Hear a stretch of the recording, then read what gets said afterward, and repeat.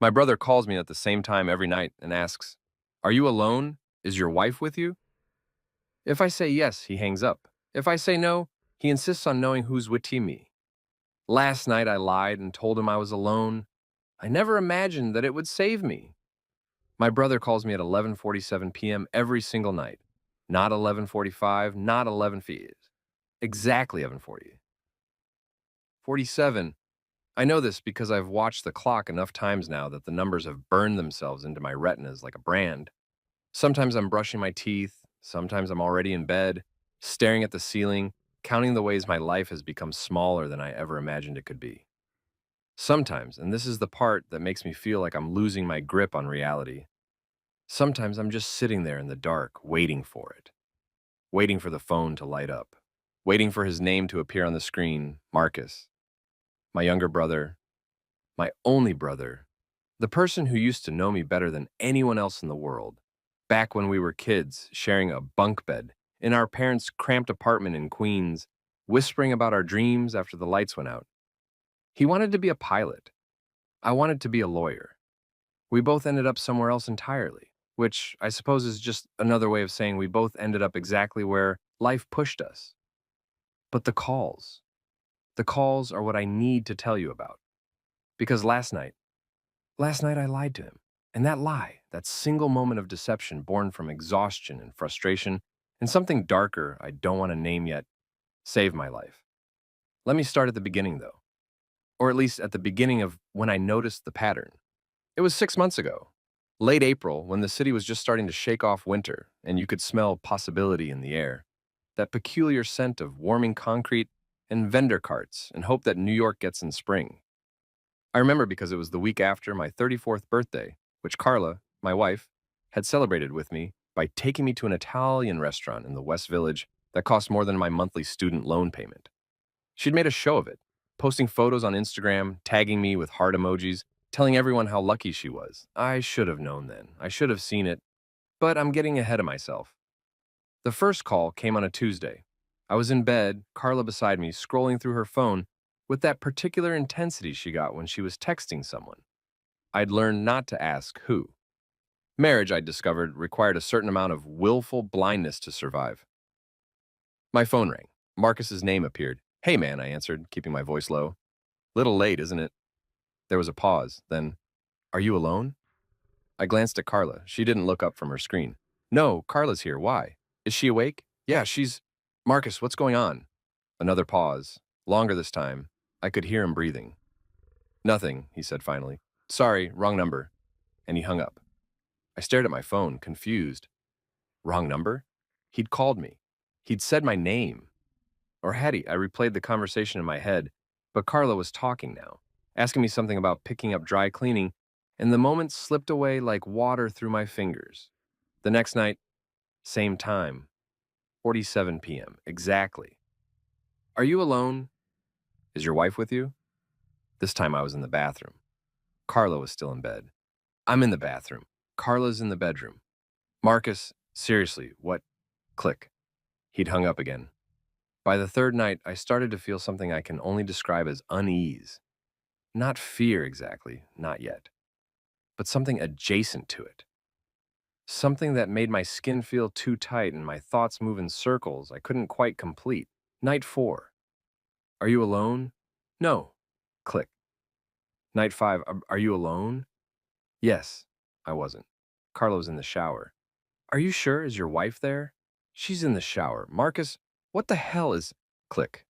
You see the pattern now, don't you? You see what I was too close to see, too tired to understand. He needed to know if I was alone, really alone, and he needed to know specifically about Carla. Not just if someone else was there, if she was there. I started tracking the calls in a note on my phone. I don't know why. Some instinct I'd long thought dead, some residual spark from my childhood dreams of being a lawyer, of solving puzzles and finding truth, or maybe just the desperate need to make sense of something in a life that had stopped making sense years ago. By week 3, I had 21 entries. April 23rd, 11:47 p.m. Asked if alone. Said no, Carla, in bed. Hung up. April 24th, 11:07 p.m. Asked if alone. Said yes, lying. Asked if wife there. Said she was in kitchen. Hung up. April 25th, 11:40 p.m. Asked if alone. Said no. Hung up immediately. And on and on and on. I tried calling him during the day. His phone went straight to voicemail. A generic message, nothing personal. I tried texting, no response. I even drove to his apartment in Astoria one Saturday afternoon, but the super told me he hadn't seen Marcus in weeks, months maybe. Paid his rent through some automatic system. Kept to himself. Always was a quiet one, your brother, the super said, eyeing me with something that might have been pity. But he pays on time. Can't complain about that. I wanted to grab the man by his stained undershirt and shake him. Wanted to scream. My brother calls me every single night at exactly 11:7 p.m. and asks me if I'm alone and then hangs up on me. Does that sound normal to you? Does that sound like something a quiet person does? But I didn't. Because I'm not that person. I've never been that person. I'm the one who keeps his head down, who swallows his anger, who lets things happen to him and then pretends he chose them. I'm the one who married a woman I was already starting to suspect that didn't love me, because the alternative was admitting that I'd wasted 3 years of my life on someone who saw me as a placeholder. I'm the one who took a job processing insurance claims in a windowless office in Midtown because it had benefits and a pension, even though it made me want to drive my car into the East River every single morning on my commute. I'm the one who let his dreams die quietly, without protest, without rage. So no, I didn't shake the super. I thanked him politely and drove home to the two-bedroom apartment in Forest Hills that Carla and I could barely afford. And I sat on the couch while she got ready to go out with her friends. And I wondered, not for the first time, how my life had become so small. That night at 11:47 p.m., my phone rang. Are you alone? I was. Carla had gone out hours ago, some new bar in Williamsburg she'd been excited about. I'd declined to join her. I always declined. She always looked relieved when I did. Yes, I said. Marcus, please, you need to tell me what's... Who are you with? I'm not with anyone. I'm alone. Carla went out. Silence, but he didn't hang up. For the first time in weeks, he didn't hang up immediately. Where did she go? His voice was different, tighter, almost urgent. Some bar. I don't know. Williamsburg? Marcus? What bar? I don't... The Foundry, I think, or maybe... Don't go there. Don't go looking for her. Stay home. My heart was hammering now. What are you talking about? What's going on?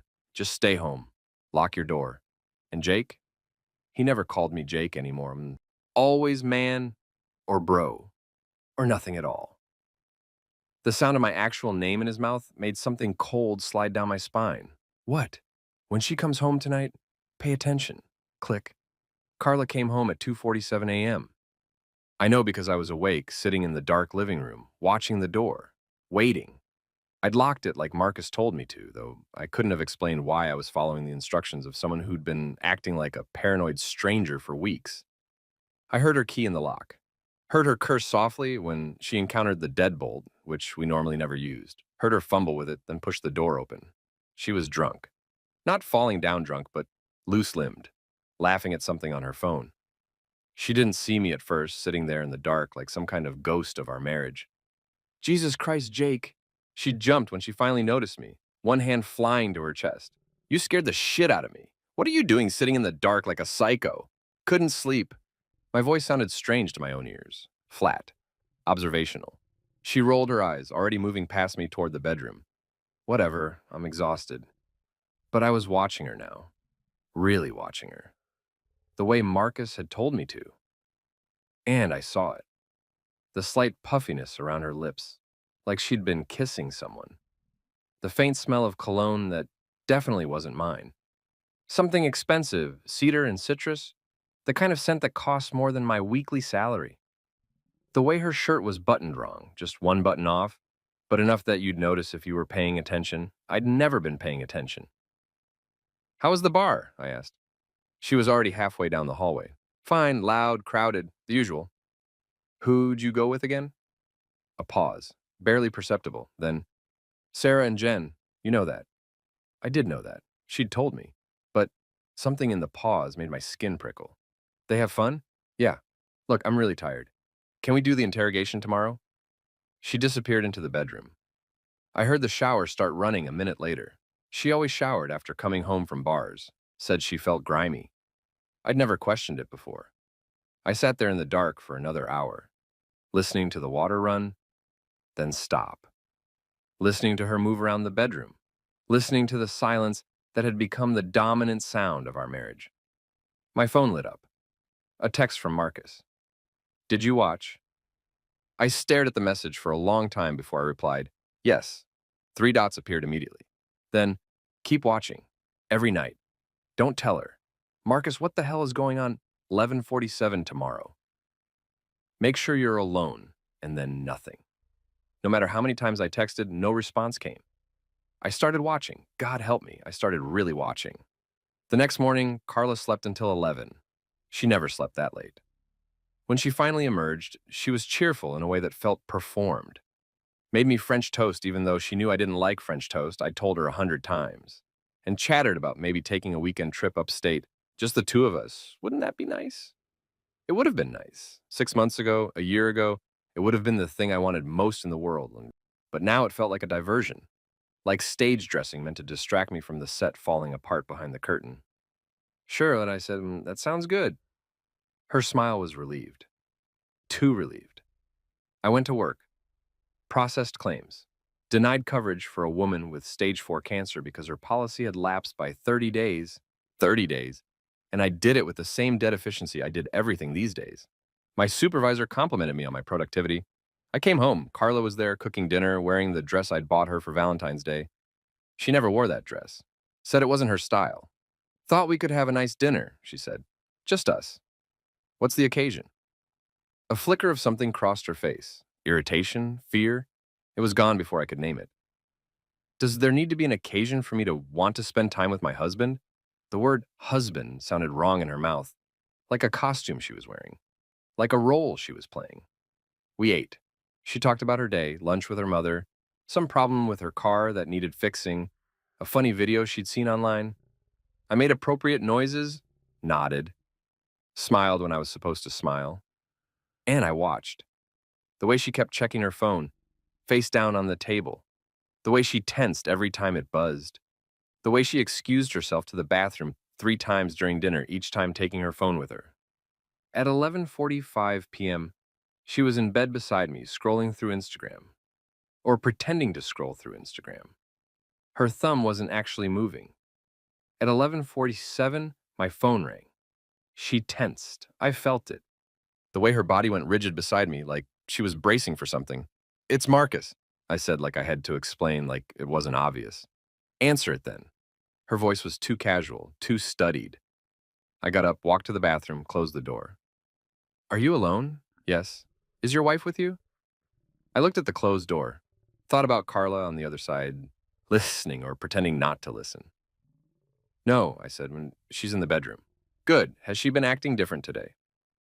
I thought about the French toast, the dress, the dinner. Yes, that's because she knows I've been calling. My hand tightened on the phone. How would she know that? Because someone told her. Someone who doesn't want me talking to you. Marcus, you need to stop being cryptic and just tell me what... I will, soon, but not yet. Not until I know you're safe. Safe from what? From her. The word hung in the air like smoke, like poison. You think Carla is... what? Trying to hurt me? I think Carla is trying to use you. I think she's been using you. And I think when she's done using you, something very bad is going to happen. My laugh was sharp, panicked. That's insane. She's my wife. Does she love you, Jake? The question hit me like a physical blow. Because I'd asked myself that question 1,000 times in the dark hours of our marriage. Asked it every time she pulled away from my touch. Every time she looked at me with that particular expression I'd learned to recognize as barely concealed contempt. Every time she sighed like my existence was exhausting. Yes, I said, but the word felt like a lie. And when's the last time she said it without you saying it first? I couldn't remember. When's the last time she touched you like she wanted to? I couldn't remember. When's the last time she asked you about your day, your dreams, your feelings? When's the last time she looked at you like you mattered? Stop, I whispered. I can't stop. Because in 3 weeks, on June 10th, something is going to happen. And if you're not ready for it, if you don't see it coming, you're going to lose everything. What happens on June 10th? Just keep watching. Keep noting everything. And Jake, what? Whatever you do, Don't let her know that you're watching. Don't let her know that you suspect anything. Act normal. Act like the man she thinks you are, the man she thinks she can use. He hung up. I stood in the bathroom and staring at my reflection in the mirror. I looked old, not just older, old. There were lines around my eyes. I didn't remember being there, gray in my hair at the temples, something defeated in the set of my shoulders. When had that happened? When had I become this person? I opened the door. Carla was exactly where I'd left her, phone in hand, but now she was watching me, really watching me. Everything okay? She asked. Yeah, Marcus was just being Marcus. What does that mean? I shrugged, climbing back into bed. Weird, cryptic. You know how he can be. I don't actually. I barely know your brother. It was true. In 3 years of marriage, 2 years of dating before that, Marcus and Carla had met maybe 10 times. Marcus had never liked her. I'd chalked it up to overprotectiveness, the way younger siblings sometimes resent anyone who might take their place. Now I wondered if he'd seen something I'd missed. He's always been strange, I said, which was also true. Marcus had always been the odd one, the kid who asked too many questions, who saw patterns where others saw chaos. Our parents had worried about him, took him to therapists when he was 12, after he became convinced that our neighbor was poisoning his dog. The dog was fine. The neighbor was fine. Marcus was labeled paranoid, given medication he refused to take, and eventually everyone just learned to accept that he was different. But the neighbor moved away 6 months later, and his next dog died mysteriously. Marcus had never said, "I told you so." He'd just looked at me with those two knowing eyes and said, "People don't believe you until it's too late." You should tell him to stop calling so late, Carla said, turning off her phone and settling down into the pillows. It's disruptive. Yeah, I will. But we both knew I wouldn't. She fell asleep quickly, or pretended to. I lay awake in the dark, listening to her breathe, and started making a mental inventory of all the things I'd chosen not to see. I started documenting everything. Not just the phone calls, everything. Every time Carla left the apartment, I noted it. Every time she came home smelling like that cologne. Every time she smiled at her phone and angled it away when I got close. Every time she showered immediately after returning from errands or the gym or coffee with friends. I created a spreadsheet. I know how that sounds. Obsessive, paranoid, exactly the kind of thing Marcus would do. But I needed to see it laid out. Needed to find the pattern. Column A, date. Column B, time. She left, column C. Time she returned, column D. Stated reason for leaving, column E. Observable details, anomalies. May 8th, left 7 p.m., returned 11:30 p.m. Dinner with Jen. New perfume, shower immediately upon return. Anomaly, Jen posted Instagram story at 9 p.m. showing her at home with her husband. May 10th, left 2 p.m., returned 6 p.m. Shopping. No shopping bags. Phone died, asked to use mine to call an Uber, but I saw her texting someone named D, anomaly. She came back with a new bracelet she said was from her mother, but her mother has been dead for 4 years. Wait, no, that's not right. Her mother is alive. Why did I think her mother was dead? I stared at my spreadsheet, confused. Carla's mother lived in Connecticut. I'd met her twice. A thin woman with Carla's same sharp features, same way of looking at you like you were slightly disappointing. But for a moment there, I'd been absolutely certain she was dead. Had a memory of Carla crying at a funeral, me holding her while she sobbed into my shoulder. Except that never happened. I closed my laptop, hands shaking. At 11:40 p.m., Marcus called. Are you alone? Yes, she's asleep. Marcus, I think I'm losing my mind. You're not. That's what she wants you to think. That's part of it. Part of what? How long have you been married? 3 years. How did you meet? I had to think about it. Had to really dig for the memory. A coffee shop. She spilled coffee on me. We laughed about it. Started talking. Are you sure? What do you mean, am I sure? Of course I'm sure. Tell me the name of the coffee shop. Blank. My mind was completely blank. I I don't remember. It was years ago. Tell me what she was wearing. Marcus, tell me. Blue dress? Or maybe, was it black? I don't, tell me one thing she said to you, one specific thing from that first conversation. I couldn't. God help me, couldn't remember a single word. Jake, listen to me very carefully. I need you to go back through your phone, your emails, your photos, look for gaps, look for things that don't add up. And tomorrow, I need you to do something for me. What? I need you to call your bank. Ask them for a complete record of all account activity for the past 3 years. Every transaction, every transfer, everything. Why would I? Just do it. Trust me. And Jake? Yeah? Don't tell Carla. Don't tell anyone. If she asks what you're doing, lie. You're good at lying now. You've been practicing. He hung up before I could ask what he meant by that. I spent the next hour going through my phone. And Marcus was right. There were gaps. Weird gaps. I had photos of Carla and me from our wedding. Professional shots, beautiful and perfect. But I only had 3 photos from the actual wedding day on my phone. 3. In an era where everyone takes hundreds of photos, I had 3. I had no photos from our honeymoon, not one. But I had a vague memory of Cancun, or was it Costa Rica? We'd gone somewhere tropical, I was almost certain. But there were no photos, no boarding passes saved in my email, no hotel confirmation. I had texts from Carla, but they were strange, mundane. Picking up milk, running late, don't wait up.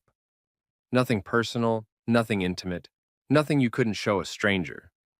I went to our photo albums, the physical ones Carla had insisted on making because she said digital photos didn't feel real. Flipped through them with growing unease.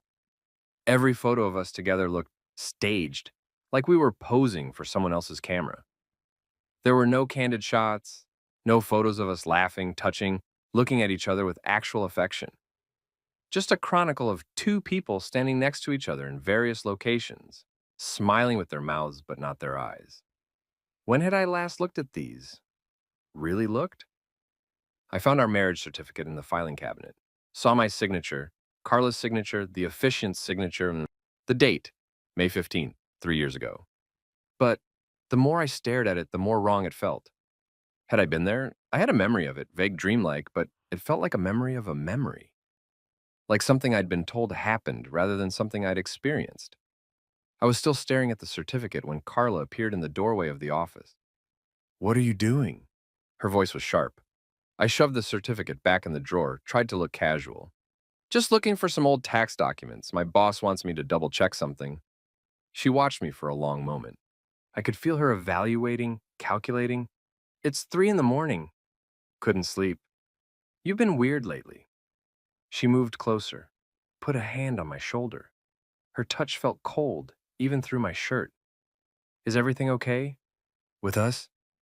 The question should have been comforting, should have felt like concern. Instead, it felt like a test. Everything's fine, just stressed about work. Maybe you should talk to someone, a therapist. I think you might be depressed. I'm not depressed. You're acting paranoid, erratic. That's a symptom. I looked up at her.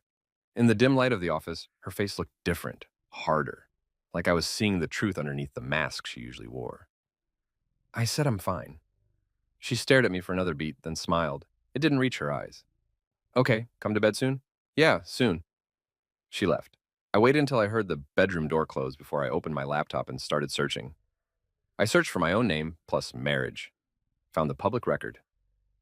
May 15th, 3 years ago, just like the certificate said. I searched for Carla's name, found her social media, Instagram, Facebook, all public.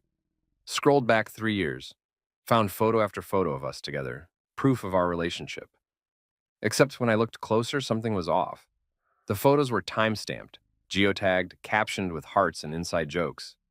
But I didn't remember any of them being taken. Not one. There we were at the Statue of Liberty. I'd never been to the Statue of Liberty. There we were at a Yankees game. I didn't like baseball. There we were at someone's wedding, me in a suit I didn't own, Carla in a dress I'd never seen. I zoomed in on my face in the photos. The smile was right. The posture was right, but something in the eyes was wrong, something vacant. I opened a new tab and typed, signs of gaslighting. The list that came back made my stomach drop, questioning your memory, trivializing your feelings, denying things they said or did.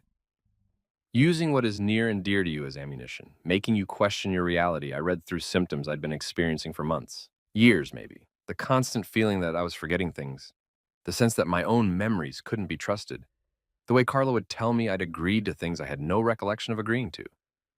I opened my bank account, and that's when I saw it. Transfers, hundreds of them, small amounts. $50 here, 100 there, moving from our joint checking account to an account I didn't recognize. The transfers had started 2 years ago and had been happening almost weekly since then. $47,000 gone. I checked the savings account. Another 60,000 withdrawn in larger chunks over the past year. All the money from my parents' inheritance. All the money I'd been saving to finally quit my soul-crushing job and maybe try to do something that didn't make me want to die. Gone. My hands were shaking so hard I could barely type. I called the bank's after-hours line, was transferred 4 times before I got someone who could help. I need to know about these transfers, I said, reading off the account number the money had been going to. Who owns this account? I'm sorry, sir, but I can't provide information about accounts you're not authorized on. It's my money. It came from my account. I understand, but the receiving account is private. You'd need to speak with the account holder directly or get a court order. Can you at least tell me the name on the account? A pause. I really shouldn't. Please. I think my wife is stealing from me. Another pause. Longer, then quietly. The account is under the name Derek Morrison. The world tilted. Are you sure? Yes, sir. Is there anything else I can help you with? I hung up without answering. Derek Morrison. The person she'd been texting. I pulled up Facebook, searched the name, found him immediately, because of course I did, because the universe was done with subtlety, done with giving me the benefit of the doubt. Derek Morrison, 36, lived in Manhattan, worked in finance, some high-level position, at an investment firm that probably meant he made in a month what I made in a year. And there, in his photos from 8 months ago, Carla, her head on his shoulder at a restaurant I couldn't afford, her laughing at something he'd said, her wearing the bracelet she'd claimed was from her dead mother who wasn't actually dead. I scrolled through more photos, found them at a gala, a beach, a ski resort, all places I'd never been, never could afford to go. The photos were still public. He hadn't bothered to hide them. Why would he? I was just the husband, just the mark, just the fool paying the bills while his wife built a life with someone else using my inheritance. I think I might have laughed, or cried, or both. I don't really remember. What I remember is calling Marcus. He answered on the first ring even though it was 3:47 a.m., not 11:07 p.m. You found it, he said. Not a question. How long have you known? 6 months, maybe longer. I've been trying to figure out how to tell you. How to make you see without breaking you. I'm already broken, Marcus. No, you're not. You're angry. There's a difference. How did you know? He sighed. I saw her 4 months ago. I was in Manhattan for a meeting, and I saw her going into a hotel with some guy. I followed them, watched them check in together. They weren't hiding it, Jake. They were acting like a couple. Why didn't you tell me? Would you have believed me? You wouldn't even return my calls during the day. You were so deep in whatever she'd done to you, what she'd done to me. Think about it. Really think. When did you start feeling confused? When did you start doubting your own memory? When did you start accepting things that 6 years ago you would have questioned? I thought back, tried to pinpoint when my life had started feeling like a dream I was having rather than a reality I was living. About 2 years ago, after we got married, right, about the time the transfers started, about the time Derek Morrison enters her social media. Jake, I think she's been drugging you. The words were so absurd, so melodramatic, that I almost laughed. That's insane. Is it? When's the last time you felt clear-headed? When's the last time you woke up feeling rested instead of groggy? When's the last time you could concentrate on anything for more than 10 minutes? I couldn't remember. She makes your coffee every morning, right? Brings it to you in bed. Says it's because she loves you, because she wants to take care of you. She did, every single morning, and I thought it was sweet. What's she giving me? I don't know. Something subtle. Something that wouldn't show up on a standard drug test.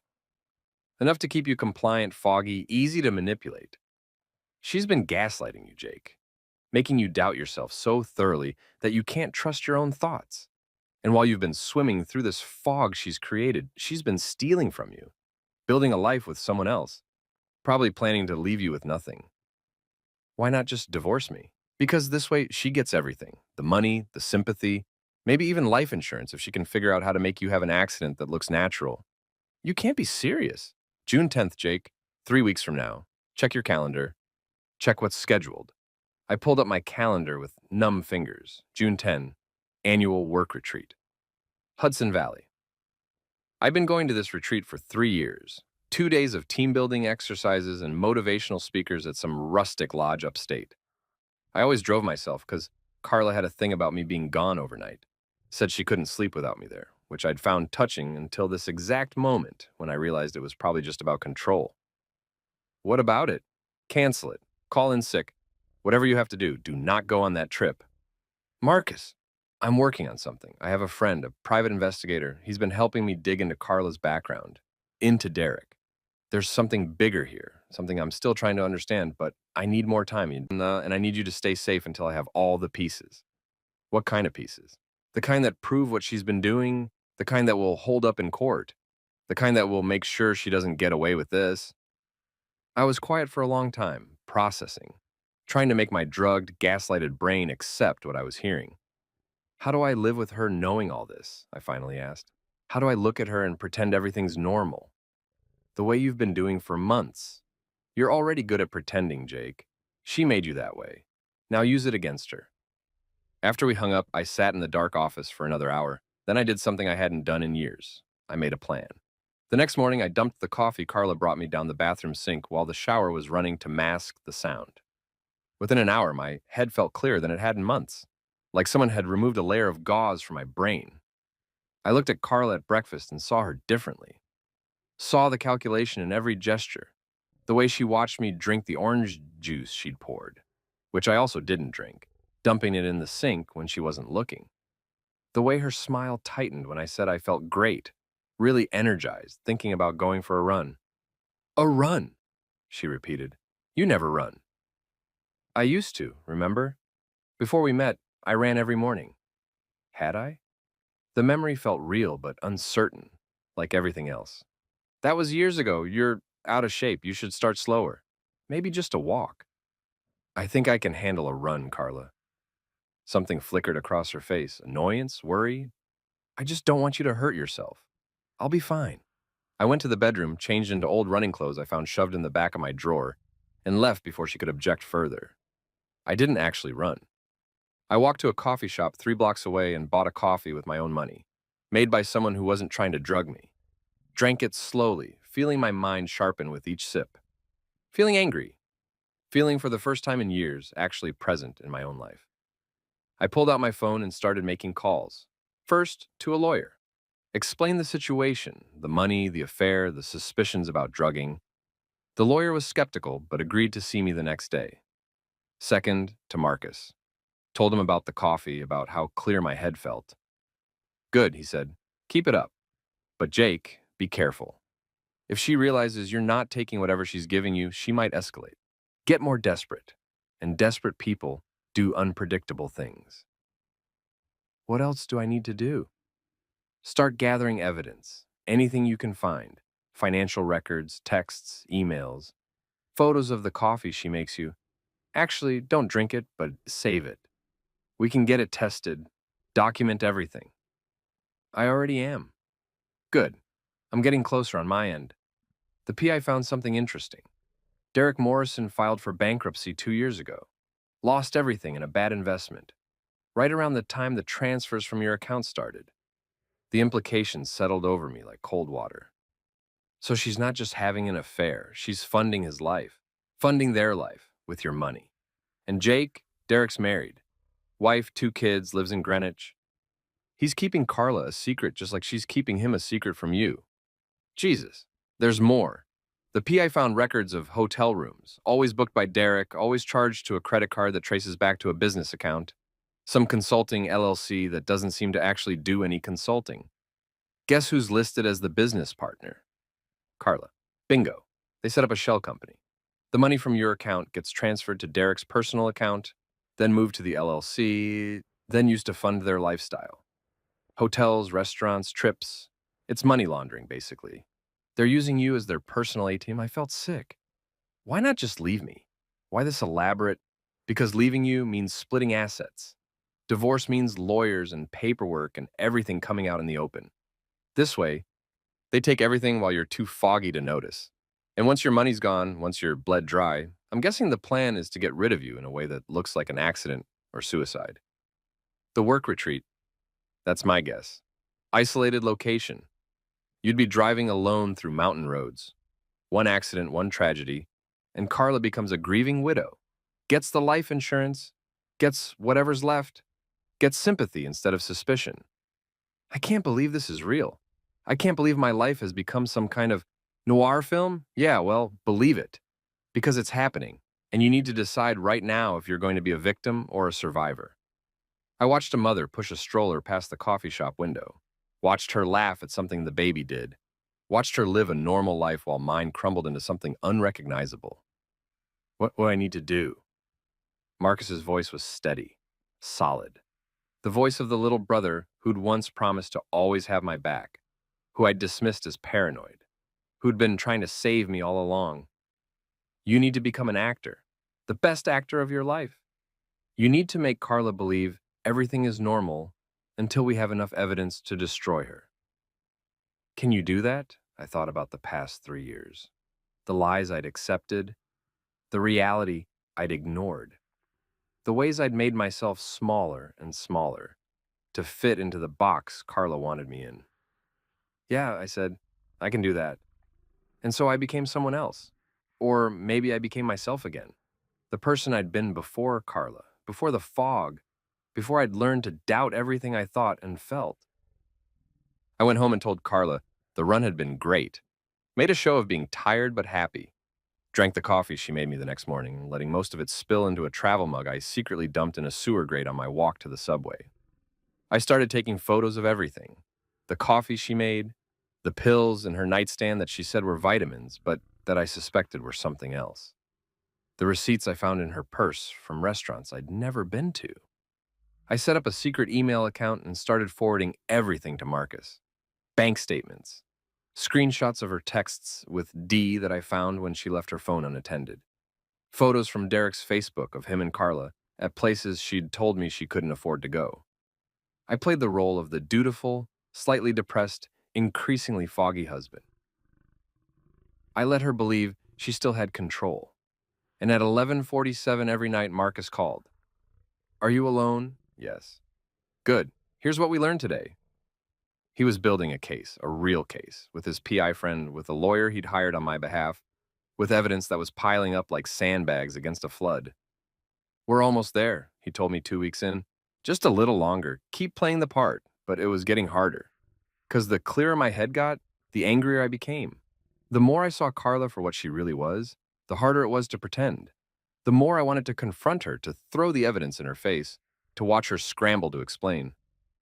Don't, Marcus warned, when I told him. Not yet. If you tip her off now, she'll just change tactics. Get better at hiding it. We need her to feel safe, overconfident. That's when people make mistakes. So I waited, watched, played my part.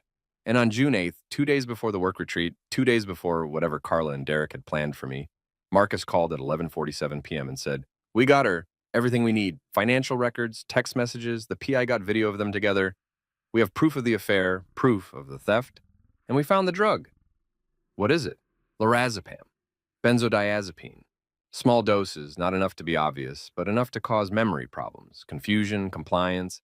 She's been grinding it into your morning coffee for 2 years. How did you... The PI bribed her dealer. Turns out Carla's been getting it illegally, no prescription. She told the dealer it was for anxiety. But the amounts she was buying, way more than anyone would need for personal use. I was shaking. So what now? Now you don't go on that retreat. You call in sick. And tomorrow you meet with the lawyer. We file for divorce with a full accounting of the financial abuse. We go to the police with evidence of the drugging. We make sure she faces consequences for what she's done. And Derek? His wife deserves to know the truth. We've prepared a package for her, too. Photos, evidence, everything. She can decide what to do with it. I should have felt relieved, vindicated. Instead, I felt hollow. Like the past 3 years of my life had been a lie so complete that I didn't know what was true anymore. Thank you, I said, for not giving up on me, for seeing what I couldn't see. You're my brother. What else was I going to do? After we hung up, I lay in the dark next to Carla, listening to her breathe and thought about what Marcus had said. Desperate people do unpredictable things. Carla had been planning this for 2 years, had been systematically destroying my sense of reality, stealing my money, building a life with another man while I paid for it. She wasn't going to just let it all fall apart. She had a plan for June 10th, a plan that probably ended with me dead, and I just told her I wasn't going. June 9th, the day before the retreat I wasn't going to attend. I woke up to find Carla, already awake, sitting up in bed, watching me. There was something in her expression I hadn't seen before, something cold and assessing. "You're really not going tomorrow?" she asked. We'd had this conversation 3 times in the past week. Each time I told her the same thing. I wasn't feeling well, thought I was coming down with something, probably better to skip it this year. Each time, she'd pushed back a little harder. "I told my boss I'm not coming," I said. "I feel terrible. I think it might be the flu." I didn't feel terrible. I felt better than I had in years. But I'd been performing sickness, taking my temperature in front of her, complaining about body aches, dragging myself through the apartment like every movement hurt. "Maybe you should still go," she said. "Fresh air might help. The mountains, it could be good for you." "Carla, I can barely get out of bed. You seemed fine yesterday. It got worse overnight." She stared at me for a long moment. I could see her thinking, calculating, trying to figure out if I was really sick or if I'd somehow figured out her plan. "Well," she finally said, "I suppose if you're not going, I should stay home and take care of you." "You don't have to do that." "I want to. You're my husband. I should be here." The word husband again, like a weapon she was wielding. "Actually," I said, inspiration striking, "Sarah texted yesterday asking if you wanted to do a girls' weekend. Said something about the Berkshires. Maybe you should go. No point in both of us being stuck inside." A flicker of something crossed her face. Interest? Relief? "I couldn't leave you when you're sick." "I'll be fine. I'll just sleep. Honestly, I'll probably be boring company." "Are you sure?" "Positive." "Go, have fun. You deserve a break." She kissed my forehead. Her lips felt like ice. "You're so good to me," she said. I waited until she left the bedroom to check my phone. A text from Marcus. "Meeting with lawyer today at 2 p.m. Don't be late." And then another text. This one from a number I didn't recognize. "This is Rob Chen, Marcus's friend, the PI. Need to talk to you ASAP. Don't call from your regular phone. Use this number." I waited until I heard Carla in the shower, then used the prepaid phone I'd bought last week, another suggestion from Marcus, to call. Rob answered immediately. "Jake, we have a problem." My stomach dropped. "What kind of problem?" "I've been tailing Derek Morrison. He didn't go to work today. Instead, he drove upstate. Want to guess where? The retreat. Bingo. He's at a hotel about 5 miles from where your work retreat is supposed to be. Checked in this morning. Paid cash. So they're definitely planning something. That's what it looks like, but here's the thing. I did some more digging into Derek's background. The bankruptcy I mentioned, it wasn't from a bad investment. He was charged with fraud, settled out of court, and sure, but there were allegations of identity theft, financial manipulation, blackmail. This guy is not just a cheater. He's a professional con artist. And Carla? I pulled her records too. Her real records, not the ones she shows people. Did you know she was married before? What? No, she said she'd never been married. She was married for 6 months when she was 23. Guy's name was Richard Chen. No relation to me. He died in a car accident 3 months after the wedding. Single car crash, went off a mountain road, just like what I'm guessing they have planned for you. Carla was supposed to be with him, but canceled at the last minute. Said she was sick. The room was spinning. There was an investigation, Rob continued. Insurance companies suspected the foul play, but they couldn't prove anything. Carla inherited everything, about 200 grand, which she went through in less than a year. Oh, God. Yeah. Then 6 years later, she tried the same thing with another guy, accountant named James Porter. They weren't married, but they'd been together for 3 years, lived together, joint accounts, the whole thing. He died in a boating accident. Carla wasn't with him. Said she had a migraine. Again, there was an investigation. Again, nothing stuck. But she inherited half his estate, about 400 grand. Gone in 2 years. How is she not in prison? Because she's smart and patient, and she knows how to pick her marks.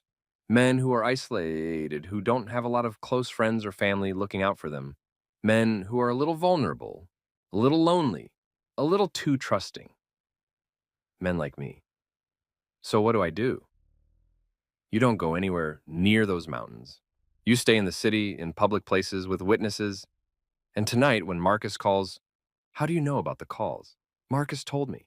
It's how he's been keeping you safe, making sure you're actually alone, that Carla can't overhear.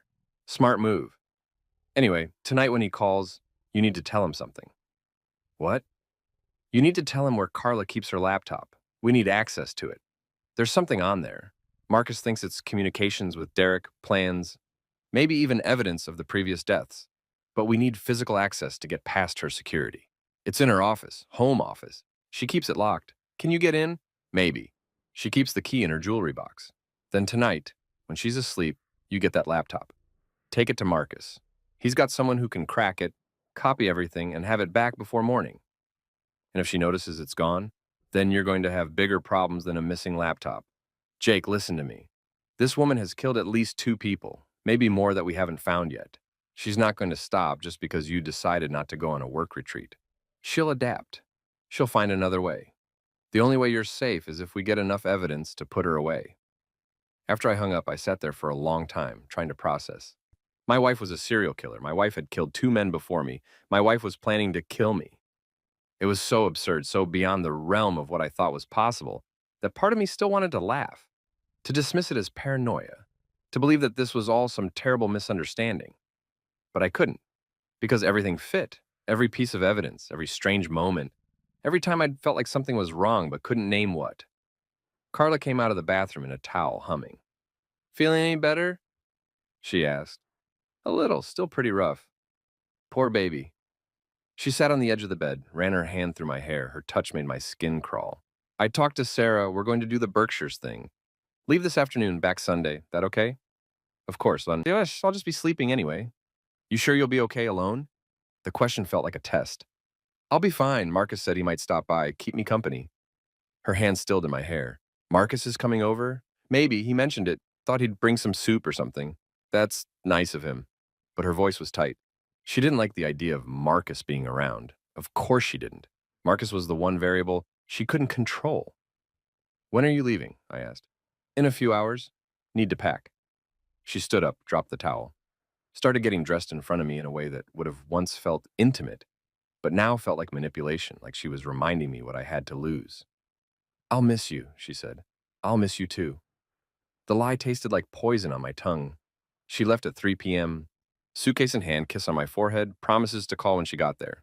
I watched from the window as she loaded her bag into her car, watched her pull out of the parking lot, watched until she was completely out of sight. Then I called Marcus. "She's gone." "Good. Stay where you are. I'm coming over." He arrived 20 minutes later, looking more serious than I'd ever seen him. "You ready for this?" he asked. "I don't think I have a choice." "You always have a choice. You can go to the police right now with what we have. Press charges, take our chances with the system. Will it be enough? Honestly, I don't know. The drugging, we can prove. The financial theft, we can prove. But the murders, they're circumstantial. We have patterns, we have suspicions, but we don't have hard evidence. A good lawyer could make it all go away. She could walk. Then we get the laptop." We spent the next hour planning. Marcus had brought a kit, lockpicks, a USB drive, with specialized software, gloves. He'd thought of everything. "We wait until 11:47, he said. "That's when I call you, on your regular phone, but you don't answer. You let it ring while we're getting the laptop.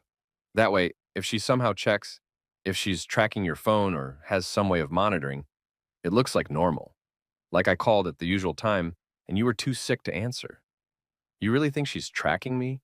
I think she's capable of anything, and I think underestimating her is what got her first 2 husbands killed." The word husbands made me want to throw up. We waited, ordered food, tried to act normal, even though nothing about this was normal. At 11:47 p.m., my phone rang. Marcus's name on the screen. I let it ring while we moved silently to Carla's office. The key was exactly where I said it would be. The office door opened without a sound, and there, on her desk, was her laptop. Marcus plugged in his USB drive while I stood guard at the door, heart hammering so hard I thought it might break through my chest. "This is going to take a few minutes," Marcus whispered. The software has to copy everything without leaving traces. I nodded, watching the hallway, half expecting Carla to materialize out of the shadows. Jake, Marcus said after a minute, you need to see this. I moved to stand behind him. On the screen was an email chain between Carla and Derek. From Carla, May 20th. He's getting suspicious, asking questions about the money. We need to move the timeline up. From Derek, May 20th. Can't move it up. Retreat is the perfect setup. Isolated, long drive, easy to stage, we stick to the plan. From Carla, May 22nd. What if he doesn't go? What if he gets sick or cancels? From Derek, May 22nd. Then we improvise, but he'll go. You'll make sure of it. You're good at that. From Carla, June 5th. He's canceling. Says he's sick. Thinks he has the flu. I pushed, but he's not budging. From Derek, June 5. Problem. Need to talk. Call me. From Carla, June 7. New plan. I'm going away this weekend. Told him I'm going to the Berkshires with friends. You're going to break in. Make it look like a robbery gone wrong. I'll make sure I have an alibi. We'll split the life insurance 50-50 like we planned. From Derek, June 7th. What about the brother? He's been calling every night. What if he shows up? From Carla, June 8th. I'll handle Marcus. One way or another, he's not going to be a problem. I felt like I'd been punched in the stomach. She knows, I whispered. She knows about the calls. Looks like it, which means she's coming back tonight. She's not in the Berkshires. She's probably parked somewhere nearby, waiting. Marcus was already unplugging his USB drive. We need to go, now. What about the laptop? Leave it. We got what we need. We need to get out of here before... The sound of a car pulling into the parking lot cut him off. We both froze. Is there a back way out? Marcus whispered. Fire escape. Bedroom window. We ran. I grabbed the emergency bag I'd packed, Marcus's idea, documents and cash and a change of clothes, and we went out the bedroom window onto the fire escape. From there, we could see Carla's car in the parking lot. But she wasn't alone. There was someone else in the passenger seat. Derek. They sat there for a moment, talking. I could see Carla gesturing, Derek nodding. Then they both got out of the car. Derek was carrying something. In the glow of the streetlight, I could see what it looked like. A gun. Go, Marcus hissed. Move. We climbed down the fire escape as quietly as we could. Hit the ground. Ran for Marcus's car parked 2 blocks away. We were half a block away when I heard the sound of my apartment door opening. Faster, Marcus said. We made it to his car. He started the engine just as I heard Carla scream my name. Jake, where are you? Marcus pulled out onto the street. In the rearview mirror, I could see Carla and Derek running toward us. Call the police, Marcus said. Now. I pulled out my phone with shaking hands. 911, what's your emergency? My name is Jake Anderson. I'm at the corner of... I looked at the street sign, told the operator where we were. My wife and her boyfriend just broke into my apartment with a gun. They're trying to kill me. Sir, are you safe now? I'm in a car. We're driving, but they were in my apartment. You need to send someone there. There's evidence. Her laptop. It has emails, plans to murder me. Sir, I need you to stay calm. Can you give me your address? I rattled it off, gave them every detail I could. Told them about the gun, about Derek, about Carla chasing us. Officers are on their way to your address. Are you going somewhere safe? I looked at Marcus. He nodded. Yes, I'm going to the police station. I'm coming to you. We drove through the night, checking constantly to make sure we weren't being followed. Marcus called Rob, told him what happened. Rob said he'd meet us at the station, bring all the evidence we'd gathered. At 1:30 a.m., we pulled into the parking lot of the police station. At 1:45 a.m., I was sitting in an interview room, telling my story to a detective who looked skeptical until Rob arrived with a file folder 3 inches thick. At 3:00 a.m., they issued a warrant for Carla and Derek's arrest.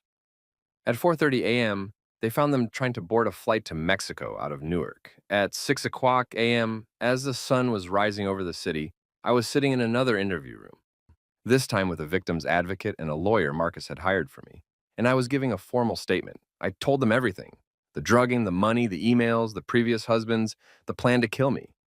And at 11:47 a.m., not p.m., but a.m., 12 hours off from Marcus's usual call time, my phone rang. The detective nodded that I could answer. It was Carla. Jake, she said, and her voice was different now. Not the sweet, manipulative tone I'd become used to. Something rawer, more real. Jake, please, This is all a misunderstanding. I can explain everything. I don't think you can, Carla. The money, I was investing it. For us. For our future. I was trying to surprise you. With a bullet?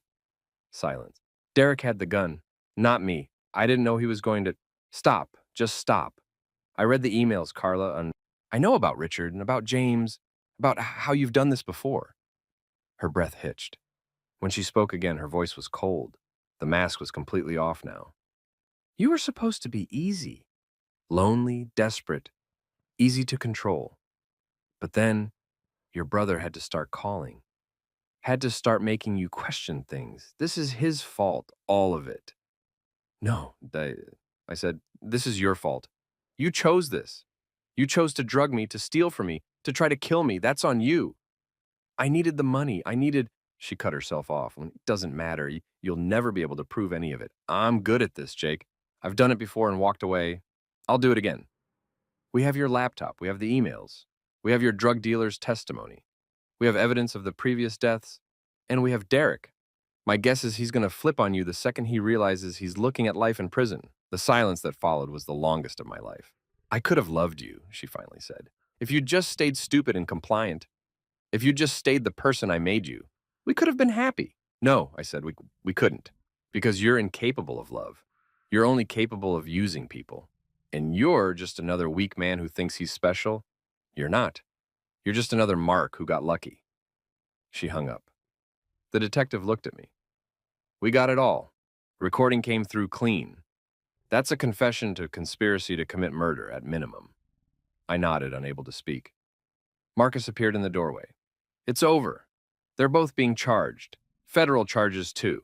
Wire fraud, money laundering, conspiracy. The DA thinks they can tie them to the previous deaths. They're not walking away from this. I stood on shaking legs. Marcus caught me before I fell. I got you, he said. I got you, man. And finally, I let myself break. The trial was 8 months later. In between, I lived with Marcus in his apartment in Astoria.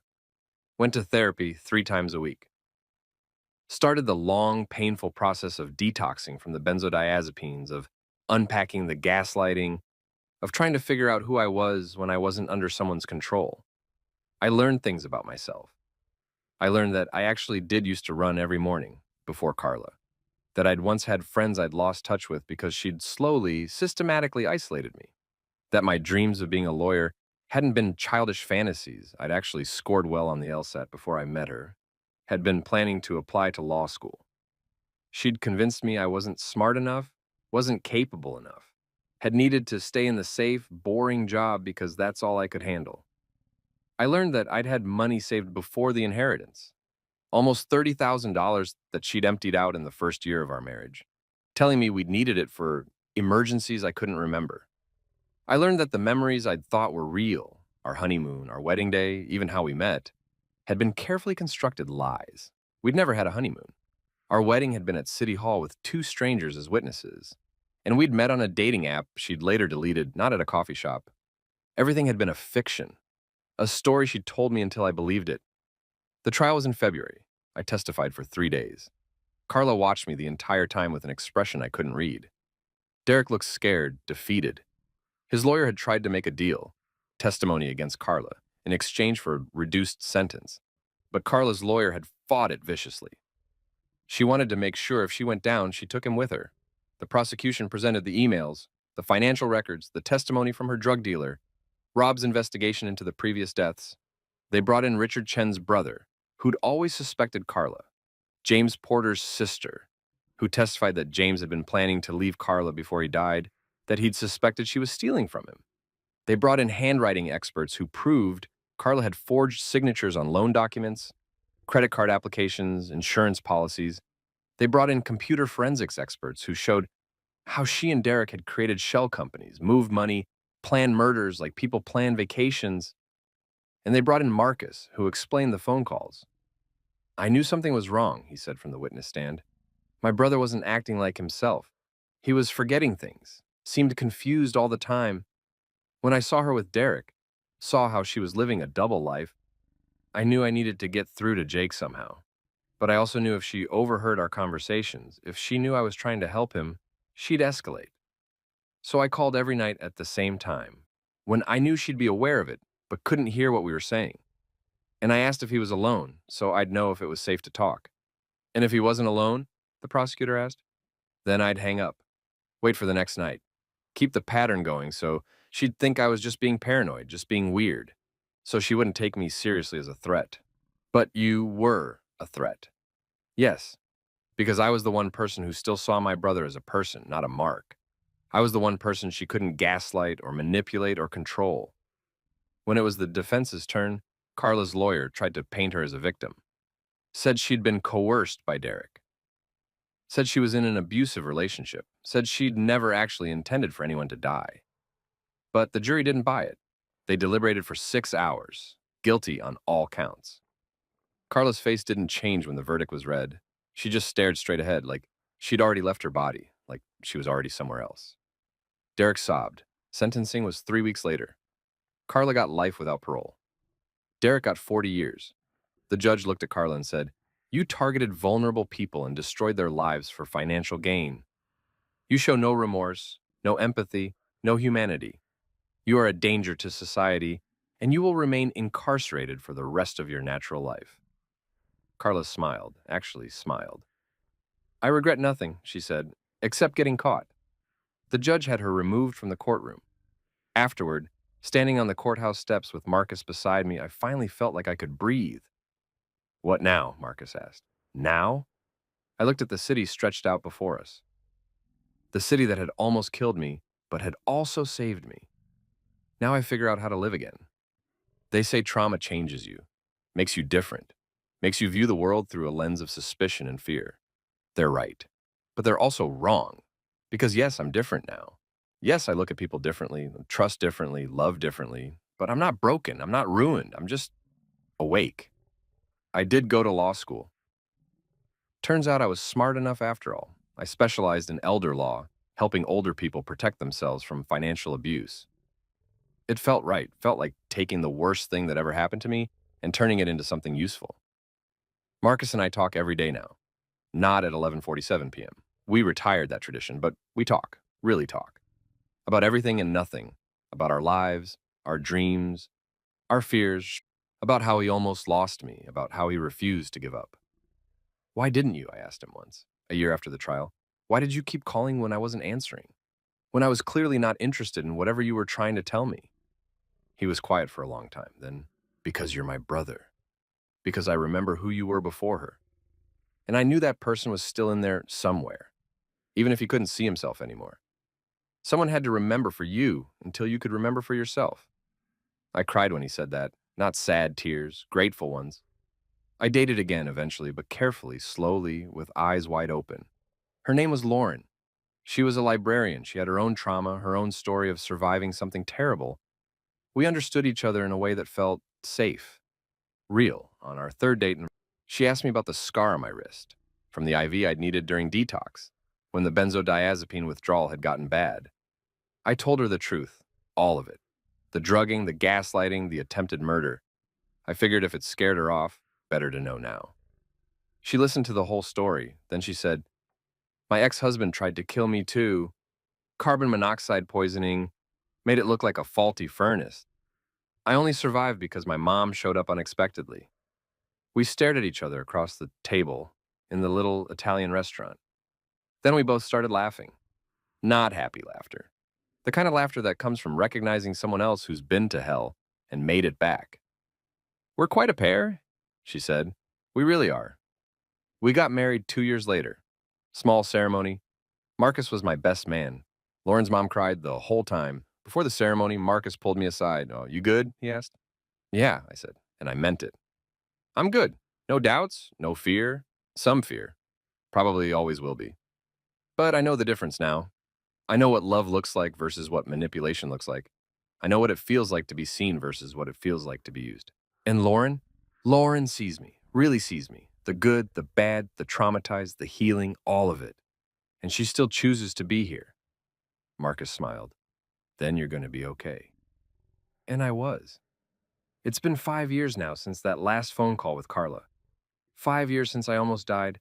5 years since I learned that the life I thought I was living was a carefully constructed fiction designed to drain me of everything I had before disposing of me. I still think about it sometimes, not as often as I used to, not with the same paralyzing fear, but it's there, a scar on my psyche that will never fully fade. I think about how close I came, how if Marcus had been less persistent, less observant, less willing to look paranoid in pursuit of truth, I'd be dead. A tragic accident. A grieving widow collecting life insurance. Another man who had disappeared into Carla's wake. I think about Richard and James. Men I never knew, but who I feel connected to in death. Or rather, in not death. In survival by proxy. They didn't make it out, but their deaths. And Marcus's investigation into them saved me. I visited Richard's grave once. I didn't know what to say. Sorry felt inadequate, so I just stood there and promised him that I'd keep doing the work. Keep helping people protect themselves. Keep making sure his death meant something. I never visited James's grave. His sister asked me not to, said it was too painful, knowing how many of us there'd been, knowing she'd tried to warn the police and hadn't been believed. Make sure you're loud about what happened to you, she told me. Make sure people hear it, because that's the only way we stop people like her. So I've been loud. I wrote a book, The Midnight Call, How My Brother's Paranoia Saved My Life. It became a bestseller, which was surreal. I went on talk shows, did podcasts, spoke at conferences, told my story over and over until it stopped feeling like my story and started feeling like a cautionary tale I was sharing on behalf of all the people who didn't survive theirs. The book brought other survivors out of the shadows. I heard from dozens of people who'd been through similar things. Not all of them had someone like Marcus in their lives. Some of them had saved themselves. Some of them were still trapped, still trying to figure out how to escape. I helped when I could, connected them with resources, lawyers, therapists, safe houses. Rob the PI started working with a nonprofit that helped people document financial abuse. It became a whole thing, a movement almost. People taking back their lives from people who'd tried to take everything. Carla sent me letters from prison. At first, they were angry, threatening, blaming me for ruining her life. Then they turned manipulative. Sorry, regretful, claiming she'd changed, that she'd found God, that she understood what she'd done wrong. Then they turned desperate, begging me to speak on her behalf at parole hearings, promising she'd never hurt anyone again if I'd just help her. I never responded to a single one. I gave them all to the DA, though. Evidence of continued manipulation, evidence that she hadn't changed at all. She'll die in prison. I'm certain of that now. Derek got out after 15 years on good behavior. I heard he moved to the Midwest somewhere, changed his name, tried to disappear. I hope he stays disappeared. Last night, 5 years, 2 months, and 7 days after Carla tried to have me killed, my phone rang at 11:47 p.m. I was in bed next to Lauren reading. She was already asleep, curled against my side, her breathing slow and steady. I saw Marcus's name on the screen and felt my heart rate spike. Old trauma, old fear. Even though I knew it was just Marcus, even though I knew I was safe. I answered. Are you alone? Marcus asked. The old question, the old ritual. But this time he was laughing. Sorry, he said. Sorry, that's not funny. I know it's not funny, but it's been 5 years, man. 5 years since I had to ask you that question for real. And I wanted to mark it somehow. Remember where we were and how far you've come. I was quiet for a moment, letting the fear drain away, letting the present reassert itself. I'm not alone, I finally said. Lauren's here, asleep beside me, and I'm okay, Marcus. I'm really, truly okay. Good, he said, and I could hear the emotion in his voice. That's good. That's what I wanted to hear. Why are you really calling? Wanted to tell you something. Diane and I are having a baby. Due in August. Diana was Marcus's girlfriend of 3 years, an architect. Smart, funny, patient with Marcus's quirks in a way that made me think this one might actually last. That's incredible. Congratulations. Thanks, and Jake, we want to name him after you, if that's okay. Jake Marcus Chen. We thought it would be good. A fresh start for the name. A reminder that good things can come after bad things. I felt tears burning behind my eyes. I'd be honored. Good. Diana will call you this week to talk details, but I wanted to tell you first. Wanted you to hear it from me. Marcus? Yeah? Thank you for everything, for not giving up on me, for seeing what I couldn't see, for calling every night even when I didn't want you to. You're my brother. What else was I going to do? After we hung up, I sat there in the dark, listening to Lauren breathe, and thought about patterns. How Carla had created a pattern of abuse, manipulation, death. How Marcus had created a pattern of calls to break me free from that pattern. How I'd had to learn new patterns of thinking, of trusting, of loving. How life was just patterns all the way down. And the key to survival was recognizing which patterns were killing you and which patterns were saving you. Lauren stirred beside me. Everything okay? She mumbled, half asleep. Yeah, I said, pulling her closer. Everything's perfect. Marcus doing his yearly check-in call?